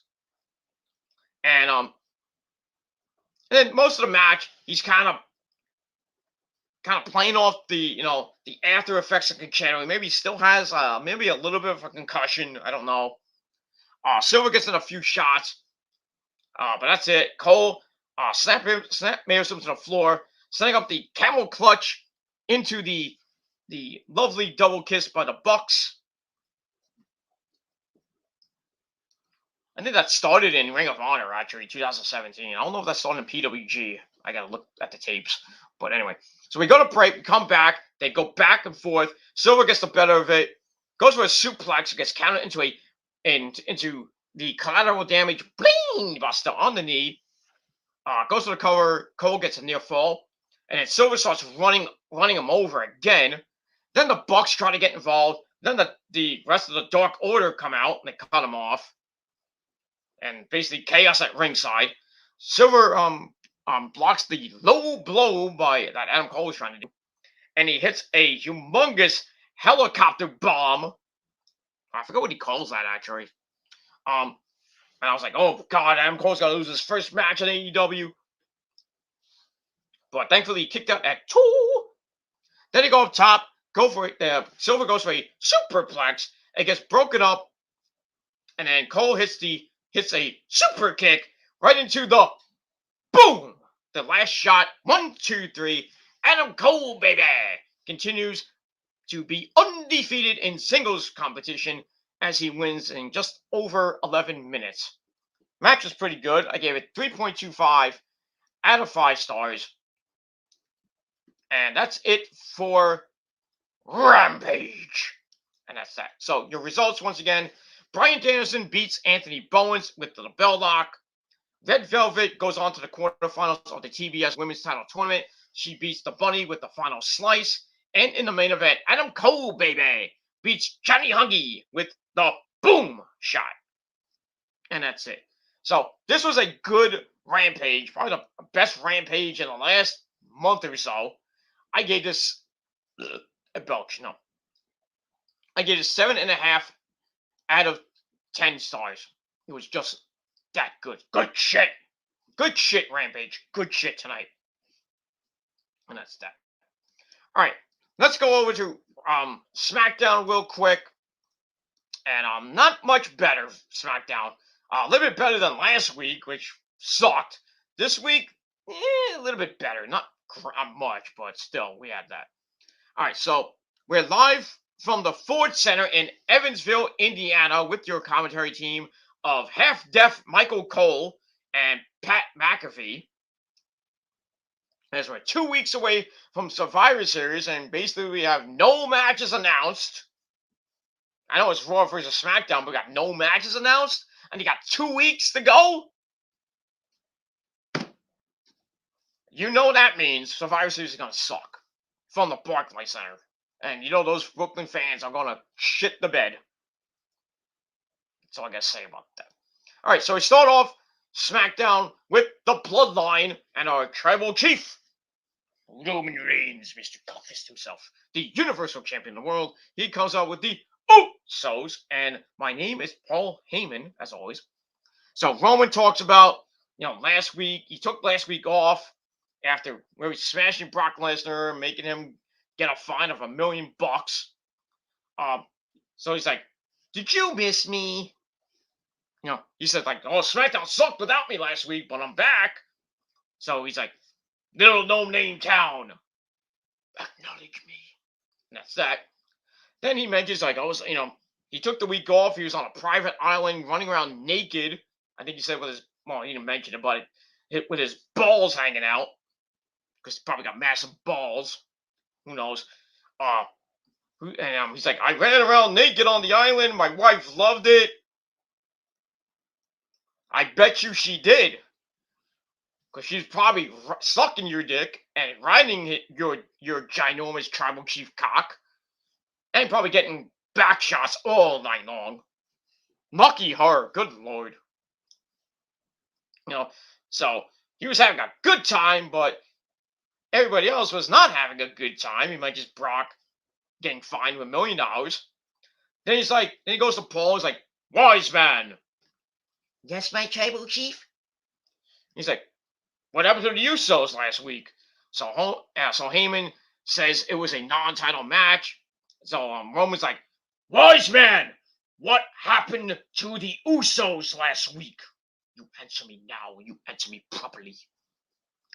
So Heyman's like, the New Day won. So Ray's like, oh, I like the New Day, even though the Bloodline are really much better. So he goes to the Usos and wants to know what the hell happened. So Jimmy and Jay are blaming each other for taking the pin. Even though Jimmy was the man who got pinned. So Roman was like, well, how are we gonna fix this? So Jimmy promises to make everyone acknowledge the head of the table, the Universal Champion, blah blah blah. And then the Royal New Day come out of King Xavier Woods and Sir Kofi Kingston. They come out to interrupt. Woods thinks the King is supposed to be at the head of the table, but basically Roman hasn't stopped talking about sitting there for a long time now. And then Kofi thinks the table has been forgotten on Reigns' island of relevancy. But as far as tonight, Woods has an idea. He's like, maybe I should have a match with Jimmy since I pinned him last week. Maybe I'll let Jimmy get his revenge. And when Jimmy loses, he has to bend and bow down to the King. So Jimmy's like, we don't bow down to nobody. But then Reigns like, I accept. But if you lose, Xavier, you will bow down to your tribal chief. Oh boy. Some big stakes in that match. And we'll see what happens with that. And we'll move on from there. So I get that 2.5 out of 5 stars. And that's it. All right, then we go to the gorilla position with Kayla. I think it was Kayla. And the Authority, Sonya Deville, was Adam Pearce still not there. So Sonya Deville talks about Naomi cheating Sonya Deville cheating Naomi out of a match with Shayna Baszler last week. And Shayna winning again last week. So guess what we get? Naomi, Shayna Baszler, 3. Why? Well, really 2, but it's 3 because of that. That 2-on-1 match counts as number 1, but it's what it is. So we get Naomi, Shayna Baszler, 3 for some odd reason. This is probably Johnny Ace booking here. So we get this, and we're in the back.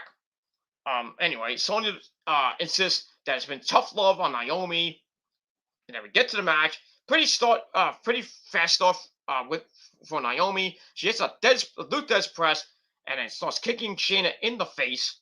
But Shayna snaps off a German suplex. Then they start fighting on the outside. Naomi sends Shayna into the apron. Ow.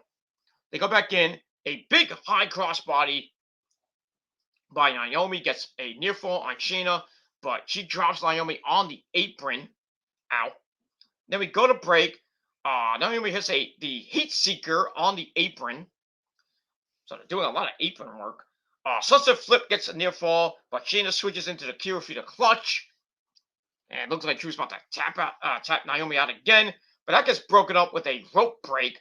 But Naomi grabs a kind of a victory roll or some sort and gets the pin. 1, 2, 3. Naomi gets a win. When was the last time she got a win? It was like 2 years ago. 6.5 minute match. She gets the win. Originally, I gave the match 2 out of 5 stars. But hold on a second. As Sonya Deville comes out, it's like, no, no, no. You don't win because the rope break means that the match has to restart. So the pin does not count. So Michael Cole's like, this is an abuse of power. Where's Jack Tunney? I'm like, Jack Tunney? What's this, 1985? Okay. So Naomi's pissed off at Sonya again, but she forgets that Shayna's behind her. Shayna locks in a cure for the clutch. And about 57 seconds later, Shayna wins again. So another loss for Naomi, and she has to go back to catering and make those goddamn cookies that are so delicious. Not that I've had them, but it is what it is.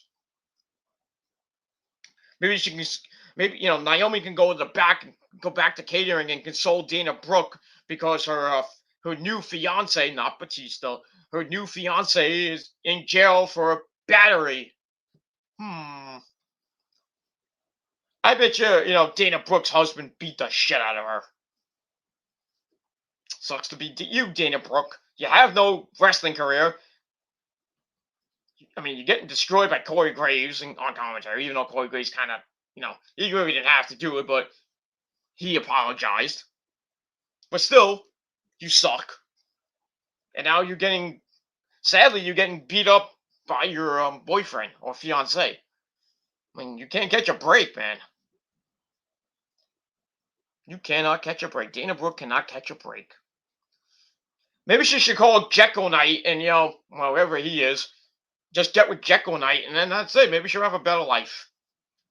I'm just saying, but it is what it is, and that's pretty much all I got to say about that. All right, so Shayna wins again. Naomi originally got the win, but then the match got restarted. So the entire match I gave 2 out of 5 stars, and that's pretty much it. And then afterwards, Naomi's pissed. Go back to catering, and that's it. Really, I mean, I like the storyline with Sonya and Naomi, but can you put Naomi in the bloodline? Can you turn her heel and let her join up with her husband Jimmy, and let Roman just carry her, and let her do something instead of just sucking ass? I'm not talking about Jimmy Uso's ass, but just sucking. It is what it is. I don't know. I don't know what's gonna happen. That's it. All right, then we go to the locker room of the Tribal Chief, and Roman's ranted to the Usos about what happened last week, saying, "I take a week off, and you guys can't even win a goddamn match." It's like, this is as bad as Raw. So Jimmy's like, because he knows Raw sucks. So Roman gets in his face like, oh, you think this is funny? And he's like, what happens when we? He's like, what do we don't do? And then Jay's like, we don't lose because we're the ones. So then they leave, and that's it. So Roman doesn't want to see losers on his little faction. And that's it. So I gave that 2.5 out of 5 stars. Nothing great about that, but it is what. All right, then we get another Xia Li vignette. Still don't know when she's gonna date Butt, or at all. Who knows? And then and that's it. All right, after that we go to Kayla with Ridge Holland, another newcomer to SmackDown, who really shouldn't be there, but Ridge Holland talks about meeting his idol Sheamus fella when he was a little bitty lad, fighting in the bars and shit. Because he would he talks about meeting his idol Sheamus as a kid because he would fight right back home or something like that. He and his friends were all big fans of Sheamus, and everything he knows he learned from watching him. And he says that's bad news for everyone around in the locker room. And that's it. So pretty nice backstory for Ridge Holland. I didn't even know he was, he liked Sheamus as a kid. I think Ridge Holland's like 20-something years old. And Sheamus is like 30, almost 40 years old. So that's kind of cool backstory. Why don't you have Sheamus and Ridge Holland be a tag team? That could work. A nice Irish tag team. Or Scottish, whatever. And that's pretty much it. So move on. So I gave that 2.25 out of 5 stars. All right, then we go look back at what happened with Shotzi Blackheart turning heel and beating the living shit out of Sasha Banks, the boss. So we see that.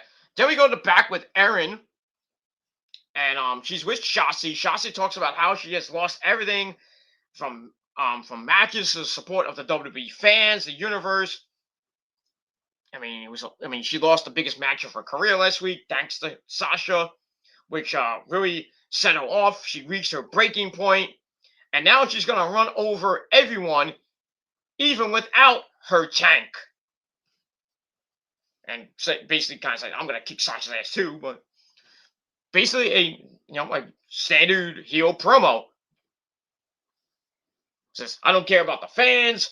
I don't care about the men, the people in the back. I'm gonna run over everybody, and I don't even need a fucking tank to do it." Simple, to the point. Great.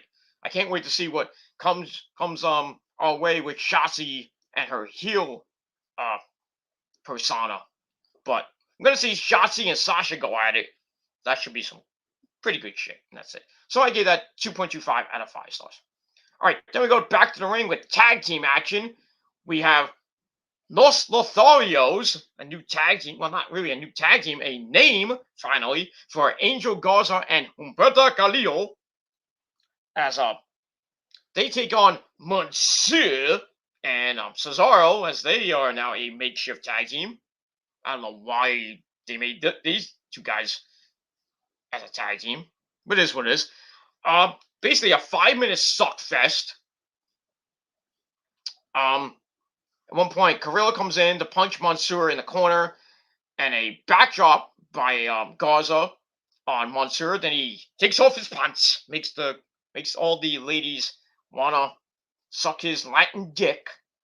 I can't take my pants off like that, but all the Puerto Rican and Latino and Dominican chicks love to suck my dick. I mean, it is what it is. I mean, Rose is not Puerto Rican, but she's Mexican, so this was. So yeah, so that kind of Spanish Latin lover type thing. I'm not, I'm not Spanish or anything. I'm your Italian stallion, but I got a big cock too. Because all you other people that love to watch me and love to, you watch me for like 5 seconds, and that's how long it takes to basically you masturbate to me. That's it. Because you can't please your girlfriend, so I digress. So anyway, they're beating up Mansoor. Cesaro gets the hot tag, hits the uppercuts of doom in the corner, and then on the outside near the timekeeper's area. He goes with a big swing, but Humberto Carrillo makes a save. Mansoor breaks up the near fall. Cesaro gets knocked into Mansoor by accident. And then I think it was Garza locks in like a STF or a Muda lock, and then Humberto hits a basement drop kick. No, sorry. Carrillo locks in the Muda lock, and Garza hits a basement drop kick. I think they call the Cerro de la Silla. I have no idea what that means. I think it means something zero. I know Zero means Zero, Zero means zero or nada. Scylla, I have no idea what it means. I don't have Rosa here to translate. So they get the win about 5 minutes, and I didn't give 2 shits. So I gave it 2.25 out of 5 stars, and that's it. All right, then we go to back where we see the lovely Aaliyah, and Jeff Hardy, dude. So Aaliyah's kind of flirting with Jeff Hardy. Hey, he's a married man.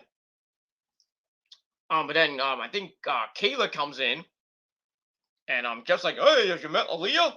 And then Aaliyah's like, "Bye." And then kind of ruins the interview. They go off, and then we see Jeff go over to Aaliyah, who runs into Sami Zayn, and Sami's trying, being the locker room leader. He wants to help her out. So he's like, "I got a suggestion. Pantsuit." Okay. Okay. So I basically gave that 2 out of 5 stars. I still don't know what the fuck they're doing with Jeff Hardy, and now I don't even know what they're gonna do with Aaliyah at this point. Thank you for the free view. Yes, 305. Go to bed if you're not gonna say something in my chat. Oh, get the fuck off, pussy. Or try to get some pussy if you have, just go to your rubber doll for I care. What is what it is. Blah blah blah blah blah. So I gave that 2 out of 5 stars. Then we get our next match, Drew McIntyre, the Scottish Warrior. Drew McIntyre with his trusty blade, his sword Angela, comes out for another open challenge. This week, well, somebody that I didn't think was gonna fight him, the man who sticks his fingers up his butt, yeah, that guy, the one and only Ricochet, who really should have been released. He's doing nothing. Why didn't he get released?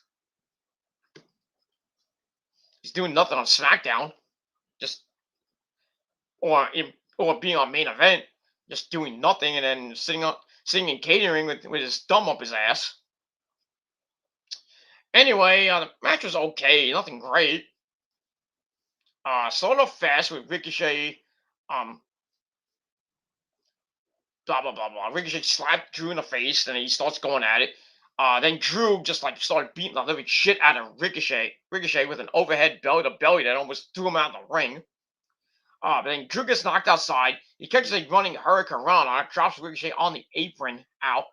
They go back in, another belly to belly has Ricochet, trying to get up in the corner.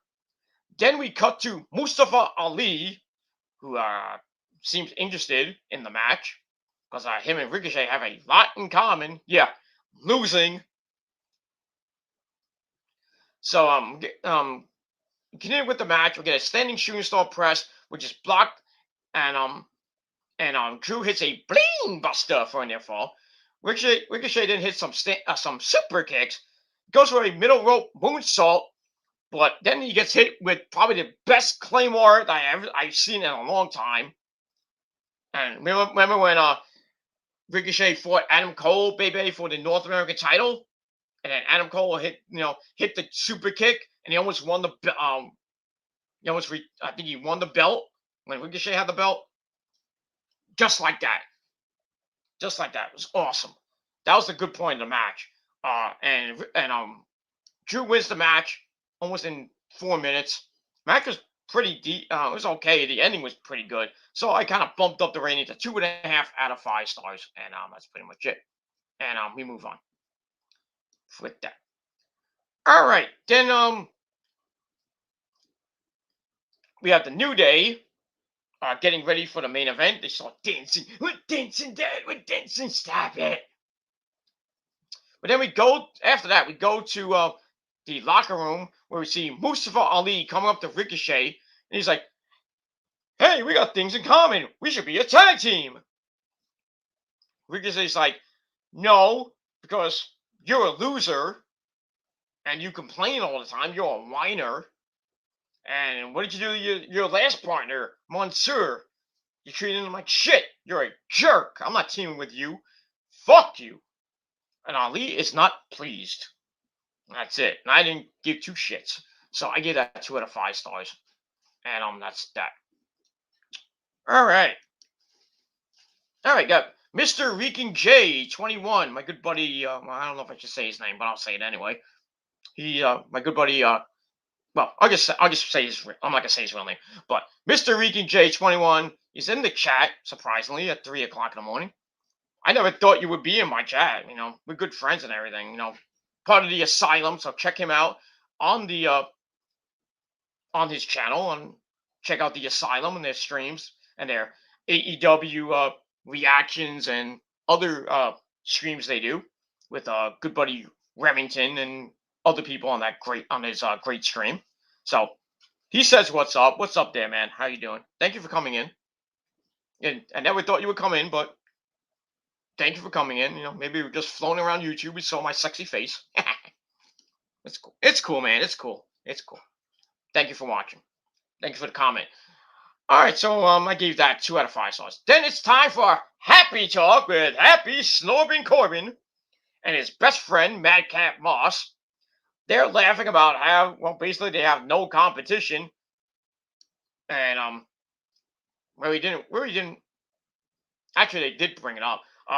Then they bring out their guest this week, the Viking Raiders, another corny tag team, War Machine, Eric and Ivar. Who they come out and Pat McAfee looks like he's impressed with the Viking Raiders all of a sudden. Basically, they say there aren't. We're not here to be guests, but we're here to raid your corny show.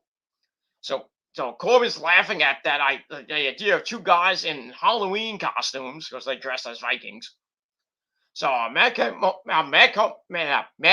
Moss, say that 5 times fast, tells him a joke about how bad Vikings smell. So that kind of pisses off War Machine, and then the fight is on, and we get a Teddy Long tag team match player. And we get to that. I was surprised this was not a 2-minute suckfest. It lasted a little over 5.5 minutes. Let me see how my time is. All right, I'm gonna just paraphrase. I don't want to make this too long. It kind of went back and forth. Ivar cartwheels away from Corbin. McAfee calls it a Viking doing a cartwheel. Drives Eric in the corner. Corbin is sent outside. Eric powerbombs Madcap Moss. Well, he kind of botched. He kind of sandbagged him. He picked him up, dropped him. Then he picked him up again. Hits the freaking powerbomb. Botchamania right there. But Corbin pulls Moss to the floor. And then Ivar was about to hit a suicide dive or a big time dive on both of them. But then Corbin and Moss say, oh, we're out of here. We'll fight another day. So the Viking Raiders win by count out. And nobody gave a flying fuck. So I gave that 2.25 out of 5 stars. And that's pretty much it. All right, then we get to the Raw Rebound. I actually like that they're going back to showing highlights of Raw, highlights of SmackDown. I like it. Why didn't they do this before? They don't show a lot of highlights usually from Raw and SmackDown, so glad they're doing it now. All right, then we go to the back with Sami Zayn. He runs into, well, the 3 members of Hit Row. He tries to give some advice about, because he's the locker room leader. I'm going to give you some advice. And basically, like, if you want to make it here on SmackDown, you got to have an epic entrance. And, everybody, they're all laughing at him. It's like, oh, you got an epic entrance? That's funny.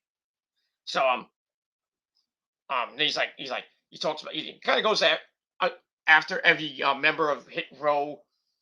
Top Down asked him to demonstrate a big entrance. And both now was like, oh, we're excited. Let's see your entrance and see if it's better than ours. So Sami Zayn comes out, and he's like going completely berserk. He's like dancing and freaking moshing to his music, like headbanging like crazy.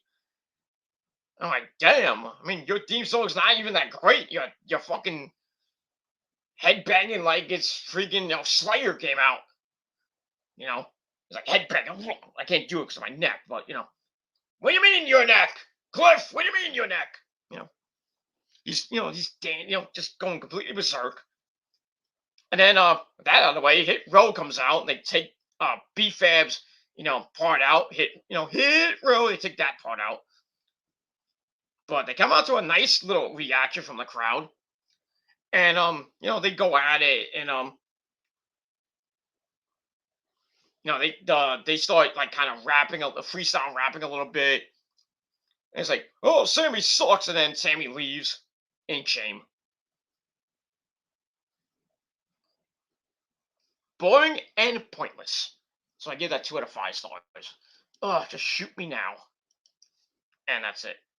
All right, after that, we go to the locker room of the Tribal Chief once again.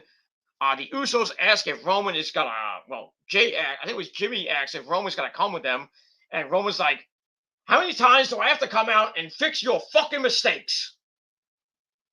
Do I have to do everything around here? I'm the Tribal Chief. I have to fix your fucking mistakes because you fucking guys suck, even though you're the tag team champions.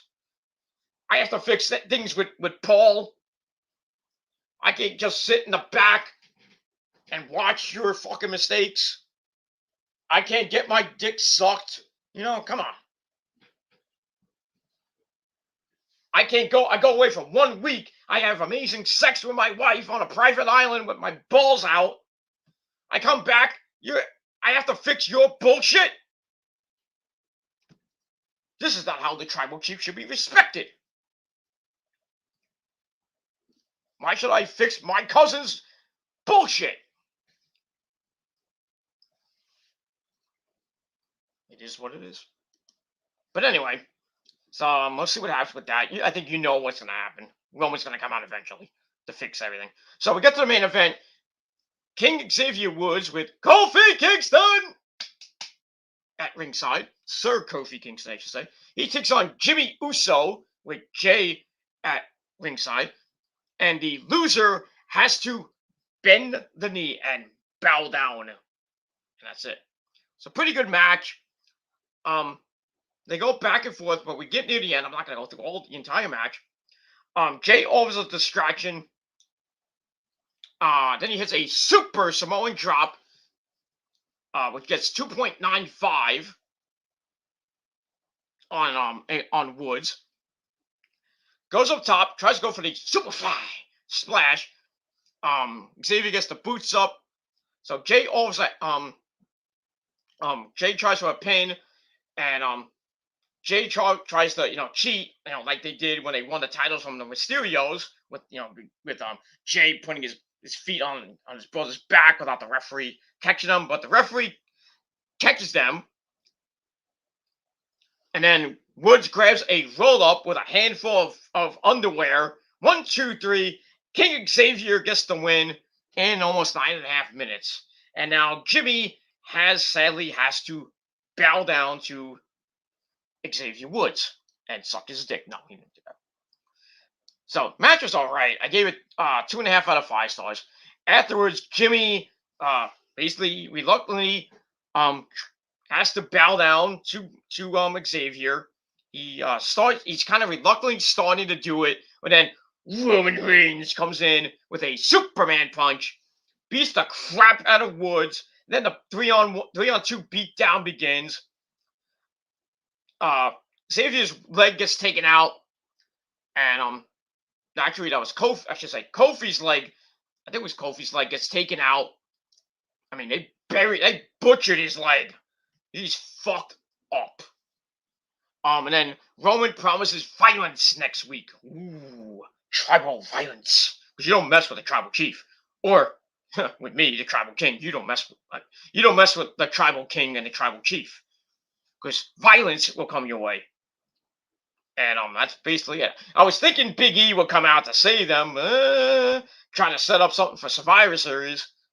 Maybe they'll do something Monday, but I don't know. So anyway, New Day is gonna need some backup, and they're gonna need their big band, Big E, to come out and do something with Roman to kind of get revenge. And let's see on Monday what happens with that, because it looks like it's gonna be Big E versus Roman, which you really should have saw at WrestleMania next year if Big E would have stayed on SmackDown. But not gonna get it. But we get a WrestleMania type match at the Survivor Series in Brooklyn. Roman Reigns against Big E, non-title, of course. And we'll see what happens with that. If Big E can beat the tribal chief, or Roman Reigns will just continue run over the entire roster, which he probably will be doing. Because right now he's in day 433 of his long title reign. I don't see anybody beating him except maybe Brock, but we're not probably going to see that until either the day 1 pay-per-view or maybe at the Royal Rumble or at WrestleMania, because they're supposed to have a trilogy, I think. So who knows? Who knows with that? And that's basically it for that. All right, so I gave the match 2.5 out of 5 stars. SmackDown gets a solid 6 out of 10 stars. Let me know what you guys think down below in the comments section of the video. Don't forget to subscribe to my channels. Smash that like button to death. And haters, you can go suck my dick. And don't forget to share the video all over the internet. Follow me on social media, Facebook, Twitter, and Instagram. And don't forget to smash that bell. And that's it. All right, so the results for SmackDown: Shayna Baszler beat Naomi, even though Naomi beat Shayna in the first part of the match. Got restarted. Shayna wins with the cure for the clutch. Los Lotharios, Angel Garza, and Humberto Carrillo defeated Cesaro and Mansoor with a assisted basement dropkick to Cesaro.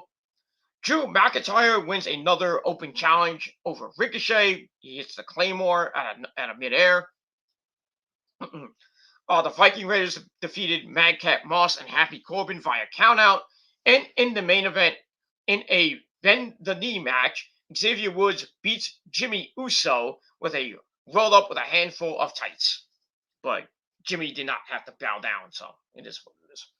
But, after the match, Roman basically made the New Day bow down to him because he's our tribal chief, and we have to acknowledge him. And all you trolls out there, you will bow down and acknowledge me, your tribal king, and your universal heavyweight champion of the world. So, and your extreme champion of the world, because you're not gonna come and face me like a man and try to get those belts and that accolade. You're just gonna continue to suck my dick and do what you do best, which is make fake accounts and just freaking try your best to troll me, but you fail. And dislike my videos, because that's all you can do is just be fucking pricks. But that's it. You're done. Your trolls are done. You're done. You're done. Have a nice holiday season. Get the fuck out. I'll see you in 2022. That's all I gotta say about that. Alright, so that's it for my video. Thank you all for watching. Let's finish off with some extra. We have some extra comments from my good buddy Mr. Reeking J21. Who says, our group tries to keep it real. The Asylum, yes, exactly. I know Mr. Otako is in that group, I believe. But, I've heard the Asylum for years. I did have a little bit of a beef with Mr. Reeking J at one point in time, but now we have I think we have some type of, we don't have a friendship, but we have kind of a respect for each other. I let him do his thing. He lets me do mine. We have a common enemy, and we still hate the guy, but it is what it is. That guy that drinks a lot of beer, that guy. Even though I kind of defended him in a stream the other day against Dark Horse. But then me and Dark Horse are now kind of buddy again, so it is what it is, and that's pretty much it. But yeah, I have no hatred for Mr. Reeking J. He's a cool guy, and the Asylum's a cool group. And that's it. Make me mod. Yeah, I'll do that after. I will do that after I edit up everything. I will make you a mod. Just don't abuse your powers. Just I don't want any of my great fans that sometimes come to my chat, like Nick and Alejandro Klotza and some other people like Fan of YouTube might come in one day. Chase might come in here and there. Yeah, just don't block them or anything, because then they'll get on my case. So just be a good mod. I trust you, but my level of trust is, I don't trust people a lot. I have no trust in people sometimes, but with you, I'll give you the mods for now, but just do your thing. That's all I gotta say about that. Just be cool, and that's it. All right. Mr. J says, who? No, who? Well, I was talking about Otako. And speaking of Otako, Wrestling Otako has taken a short hiatus from the YWC. Yeah, I did read that on his community tab. He's taking off, I think, until actually tonight. I think he's supposed to do a video. Well, later today, I should say. He's supposed to be doing a video. I don't know, on the Fortune 4 Shooters channel or whatever channel it's gonna be on, his Ring channel or his Fortune 4 Shooters channel, which is basically him. I mean, there's really nobody in the Fortune 4 shoes anymore. So why do you have a group channel? Not saying anything bad about it. I mean, I used to be in the Fortune 4 shoes with him and Mike Salim and Legato Gamerson, and all of us left. Well, I left because of all the shit that happened in 2015, and then a little bit in 2017. I was still kind of in with Otaku and Mike Salim, and then I saw how Mike Salim was. But it is what it is. I have no hatred for Mike Salim. I just think Mike Salim has a humongous obsession with Otaku, and people think I have an obsession with Sean's View. I don't have an obsession. Yeah, I mentioned his name, but I don't have an obsession with that guy. Fuck him and his fake subs. And what he, I'm not even gonna mention it. I don't want to mention it right now. I'll mention it on another stream, because then I know people, all those little butt buddy trolls are gonna clip this and send it to him, and then they're gonna continue to go after me. I really don't care. All the shit he's doing now with the privacy complaints that he hit with Double Z, and he's hitting with my good buddy Fan of YouTube, because he's scared of all of us. He's just completely scared. Then he leaves a comment on my good buddy Fan of YouTube's I think it was his community tabs, or his video about his stream coming up on Thursday, and the bald headed bastard said he was gonna be there. He's not gonna be there. He ain't coming. He ain't going in. He's not gonna be in the chat. I guarantee he won't be in the chat or be on his panel. He's a little fucking pussy, and that's all I gotta say about that. I'll be there, but he won't. Guarantee you that. Oh, I missed this comment. I apologize for that. Maybe you can join the asylum sometime. I would love that. I mean, I don't really like joining groups, because if I join a group, next thing I know, I'm getting bombarded. I just, I mean, first of all, I have no time because I'm working so much. But I mean, one day maybe if I have some time, I'll come on for a little bit on the stream, maybe like an AEW stream, or when I have the time, because I'm so busy with my new job, which is going to be transitioning pretty soon. So, actually, it's kind of transitioning now. I'm still kind of in the training phase, but once December and really when January hits, I'll be full time working. So I may or may not have time to join a stream with you guys, but I would love one day. One day I would love that. To join the asylum. I mean, maybe I could join. I mean, if you want me to join, I'll join, but I probably will not be on many streams. Maybe in the chat. I could be in the chat if you want me to do that, but as far as being on the panel, may or may not happen. I apologize. I mean, I'm a busy man. You have to respect that. So I got a social life. I got to work. All the other shit I got to do. Can't be on all the time, So I mean, if that rubs you the wrong way, Mr. Regan J, I apologize. But it's a great group. The Asylum's a great bunch of people. Me and Rem kind of had a little beef for a while, but we don't have a beef anymore, I don't think. But Rem is cool. I think Ambrosia Cat's still there. I haven't heard from her in a long time, but and then there's some other people I don't barely know. So, but yeah, one day, Mr. Regan J, one day, if I have the time, whenever you do a video, it could be an AEW live reaction or just be a an asylum video. If I have the time and I have, well, basically, nobody around, 'cause I don't want to do it when the missus is here, because she starts getting a little, gets a little weird, and she's like, "What are you doing?" I want to have my privacy when I go on a panel. You know what I mean? So but I will promise you this: one day I will someday, I don't know when, but I will promise you. Never say never. I will go on your panel. I'll just shoot the shit for a little bit. I'm not gonna do like a 3-hour fucking hangout or a stream or whatever like that. So I'm kind of leaning away from doing streams. I know trolls will come in and do what they got to do. So, but if I'll make you mod if you make me mod on your stream. That's all I gotta say about that. But it's up to you, man. That's it. We can talk in private on Facebook if you want. I know you have me on Facebook, so I'm one of my pages. But so hit me up hit me up on Facebook and we'll talk about it.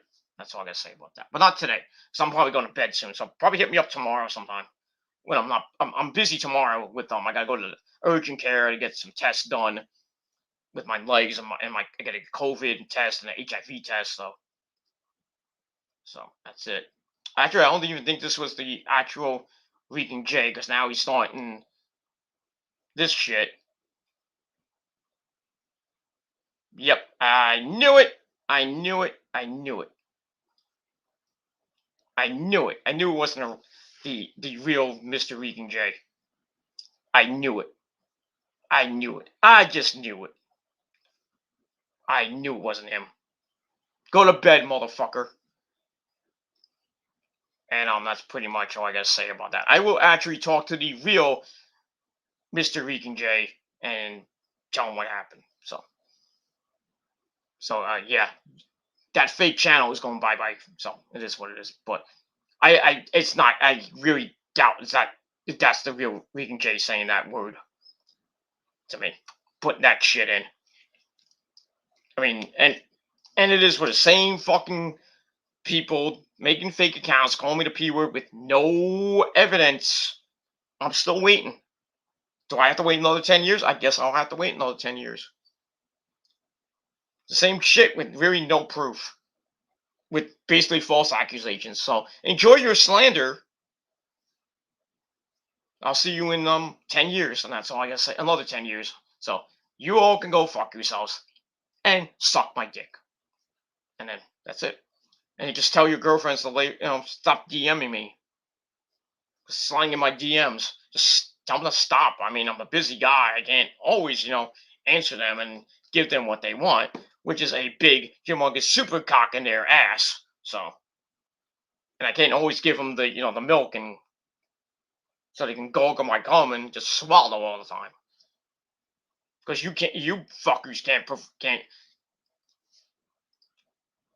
can't please a woman. So it is what it is. So yeah. So I will talk to the real Viking J after this video. All right. Minus that fucker. Thank you to Carlos Cabral for coming in and my good buddy Nick for coming in. And that's it. Once again, Smackdown gets a solid 6 out of 10 stars. Rampage gets 7.5 out of 10. And that's pretty much it. The week of wrestling is now over. And we start the weekend. We continue the weekend. And hopefully for you, it's pretty good. And for you trolls, well, I hope it sucks. And that's all I got to say about that. All right, everybody. Thank you for watching. It's 3:33 in the morning. Hey, make a wish. And that's pretty much it. I already made my wish for the trolls to go to hell. Most of them have gone to hell, and they haven't come back because Satan is just torturing them, and all you trolls are sucking Satan's dick 666,666 times. Ain't that right, Satan? That's right, Mr. Gilmore. The trolls will suck my dick. They will acknowledge me as the Lord of Zelda. Why are you whispering? That's how I talk. Okay, Satan. Yeah. Say hello to Soldier for me, okay? Oh, he's a great lad. Great. Anything else to say, Satan? Slayer! Oh. Thank you for waking up my neighbors. God damn, Satan. Oh, good lord. So, that's all I gotta say about that. So, I'm Peter Gilmore signing off. Peace out, rock on, and rock hard with your compute. Have a great weekend, everybody. I might see you guys Sunday, or probably just take the weekend off. And then that's all I gotta say. But if anything comes your way this weekend, I'll probably be around to give you the news or give you whatever. But that's it. So enjoy the weekend, everybody.